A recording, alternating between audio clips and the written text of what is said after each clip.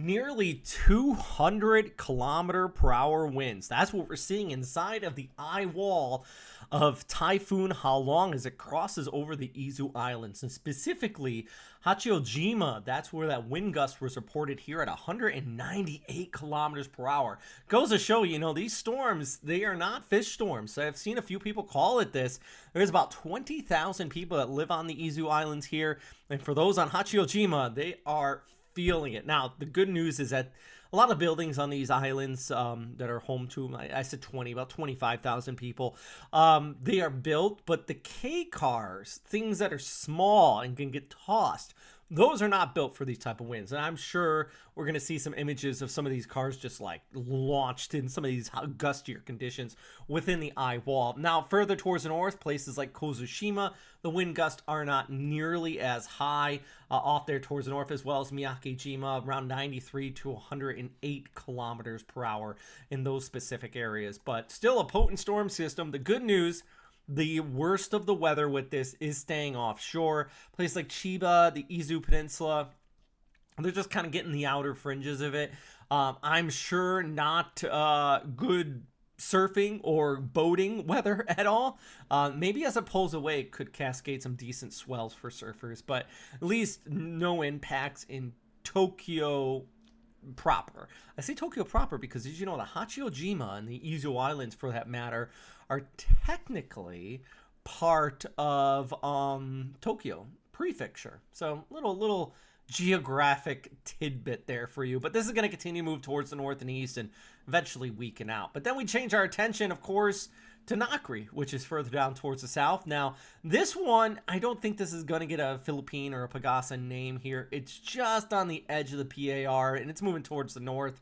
But look at the satellite imagery. It's completely exposed. The low-level circulation's rated here. The bulk of the convection's towards the south and west of it. And, it's going to kind of struggle against that shear that's keeping it exposed until we head to about midweek, and then it's going to make this turn towards the north and east, heading into a very similar area that Halong is in right now. And you can see here from the Google DeepMind, of course, you have Halong back here towards the north. You have Nakri down here towards the south. And you see it kind of almost follows a very similar path.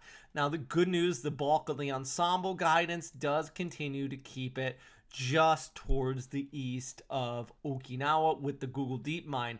The ECMWF, there's a bigger spread on it, but I have been saying time and time again, this AI model is nailing all of the forecasts. It's really just changing the game. It really goes to show if AI is directed at a proper, good mission, it can do a good job. And I think this is going to change the game with typhoon forecasting. It's been just nailing one forecast after another. And as I always say, the AI and any type of AI, ChatGPT, the Google DeepMind, it is the worst it will ever be today. And if you don't understand what I'm saying, they're basically tomorrow it's going to be better. The day after that, it's going to be better. The day after that's going to be better. So hopefully it does help evolve and advance typhoon forecasting and keep people safe. That's the key thing.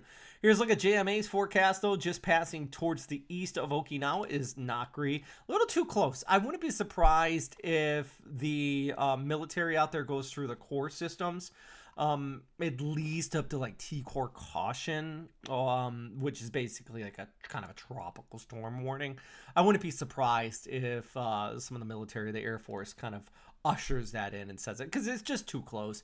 And even if this does pass towards the east, what's going to happen is this is interacting with a high pressure ridge just towards the west, so you can see kind of those gustier conditions wrapping in by Friday evening along the western periphery. At the very least, definitely some messy weather. Now, like I said, it's a little too close for comfort for Okinawa, in the sense that, let's say this did waver a little bit towards the west, then that would bring you closer into sustained tropical storm type conditions.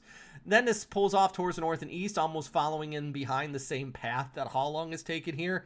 But it could be a big rainmaker for parts of Shikoku over towards the Kii Peninsula, as that moisture kind of wraps around from the south and impacts that portion of Japan. So a bit of a 1-2 punch with these back-to-back storm systems, but it could be a lot worse, because it could be a 1-2 punch of a direct landfall on some major land masses. Not to discount the Izu Peninsula, or the Izu Islands, which once again are all these islands right here south of Tokyo. But 25,000 people versus millions in the Kanto Plain. That's the big change up here.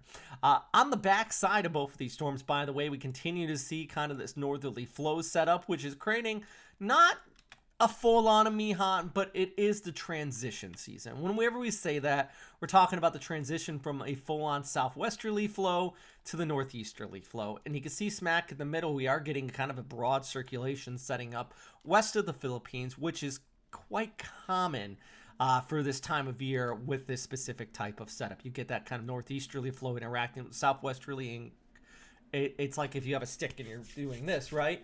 It's going to cause it to rotate, and that's what we're seeing here on the backside of both of these typhoons down towards the south. So the Philippines, you're going to be looking at probably, for Luzon, more of an Amihan type setup, but for Mindanao, more of a Habagat type setup. You're kind of smack right in the middle of both of these different type of scenarios here. By the way, a big shout out to some new Typhoon and Super Typhoon members. Douglas and Eli upgraded from a tropical depression to a Typhoon, going from donating $2 to $6 a month.